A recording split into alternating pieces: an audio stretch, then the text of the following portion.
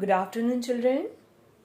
बच्चों, आज की कक्षा में हम लोग अध्याय 18 का सारांश जानेंगे। तो बच्चों, आज की कक्षा की शुरुआत करते हैं। अध्याय 18 का सारांश। मीनू ने दूसरे वर्ष की वकालत की परीक्षा प्रथम श्रेणी में उत्तीर्ण कर ली थी और तीसरे वर्ष की परीक्षा के लिए परिश्रम करना प्रारंभ कर दिया था। कॉलेज में खेलकूद की प्रतियोगिताएं चल रही थी। मीनू ने उसमें हिस्सा नहीं लिया था। खाली रहने के कारण मीनू ने नीलिमा के घर जाने का निश्चय किया।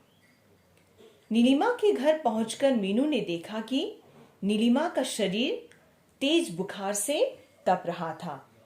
उसके पति सुरेंद्र दवा लेने गए थे। घर पर नीलिमा अकेली थी। अनूप को रोता देखकर नीलिमा ने मीनू से कहा कि उसे मेरे पास लिटा दो। मीनू ने अनूप को नीलिमा के पास न लिटाकर पालना हिलाकर उसे पालने में ही सुला दिया। नीलिमा के पति सुरेंद्र इतने में ही दवा लेकर आ गए। पति ने नीलिमा को दवा खिलाई और फिर मीनू से आग्रह पूर्वक थोड़ी देर घर पर रुकने को कहा, क्योंकि इतने वक्त में वो फैक्ट्री से लौट आते। मीनू ने यह बात स्वीकार कर ली और वह नीलिमा के पास बैठ गई।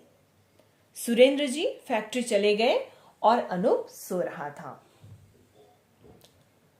आधे घंटे बाद जब नीलिमा की आंखें खुली, वह मीनू से बोली, मुझे नींद आ गई थी, तू अकेली बोर हो रही होगी।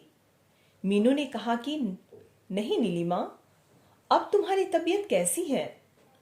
नीलिमा ने उत्तर दिया कि अब आराम महसूस कर रही हूं, बदन में दर्द कम है। तुम्हारी पढ़ाई कैसे चल रही है? मीनू ने कहा कि अभी तक तो 2 वर्ष की परीक्षा मैंने प्रथम श्रेणी में ही पास की है। देखो इस वर्ष क्या होता है। नीलिमा ने कहा, इस वर्ष भी तुम प्रथम श्रेणी में ही उत्तीर्ण होगी। नीलिमा ने मीनू को बताया कि पिछले महीने अशोक भैया अमेरिका चले गए।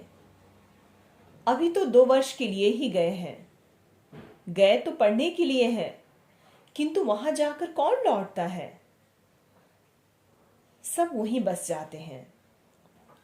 यह सुनकर मीनू ने कहा कि वो तो इस पक्ष में जरा भी नहीं है कि भारत सरकार हमारी पढ़ाई में कितना पैसा खर्च करती है और हम चंद पैसों के कारण विदेश में जाकर बस जाएं। यदि सभी बुद्धिजीवी विदेशों में जाकर बस जाएंगे तो हमारे देश की उन्नति किस प्रकार हो सकेगी? नीलिमा ने उसकी बात का समर्थन किया। अभी वार्तालाप चल ही रहा था कि अनूप ने रोना शुरू कर दिया। मीनू अनूप को चुप कराने लगी। तभी सुरेंद्र फैक्ट्री से वापस आ गए। सुरेंद्र द्वारा हॉस्टल छोड़ आने की बात को अस्वीकार करती हुई मीनू अकेली ही हॉस्टल के लिए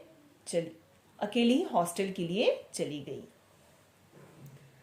तो बच्चों, इसी के साथ अध्याय 18 का सारांश समाप्त होता है। बच्चों, मैं आप लोगों से बार बार एक ही बात कहती हूं कि देखिए, अभी आप लोग क्लास 10 में हैं। आप लोग अच्छी तरह से पढ़ाई कीजिए। जो वीडियो मैं आप लोगों को भेजती हूं उसे आप लोग ध्यानपूर्वक देखिए, सुनिए, ताकि आप लोग अच्छी तरह से पाठ को, अध्याय को समझ पाए। और बच्चों, मुझे ये कहते हुए बहुत ही दुख हो रहा है कि कुछ बच्चे है ना अपना काम नहीं कर रहे हैं। जो काम मैं आप लोगों को करने के लिए देती हूँ, जो असाइनमेंट मैं आप लोगों को देती हूँ, है ना, कुछ बच्चे ही ऐसे हैं जो समय पर अपना काम भेजते हैं। लेकिन अभी तक मैं आप लोगों का नाम नहीं लेना चाहती हूँ। देखिए बच्चों, लेकिन आप लोगों में से कुछ बच्चे ऐसे हैं जो अपना काम सही समय पर नहीं करते हैं। और अभी तक, आज है 6 तारीख, है ना, 6 अप्रैल है आज, लेकिन आज तक कुछ बच्चों ने अध्याय 17 का प्रश्नोत्तर करके मुझे नहीं भेजा है।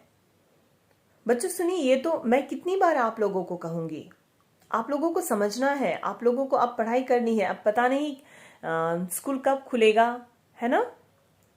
लेकिन इसी प्रकार से जितनी हो सके ऑनलाइन के माध्यम से आप लोग पढ़ाई कीजिए। अब स्कूल जब खुलेगा ये तो बहुत अच्छी बात है अगर खुल जाए, है ना।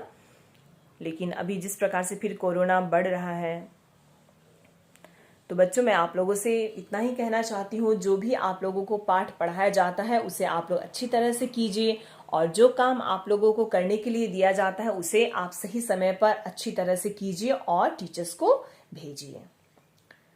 ओके बच्चों, तो आज के लिए इतना ही। हम फिर मिलते हैं अगली कक्षा में। Okay, thank you children, have a good day.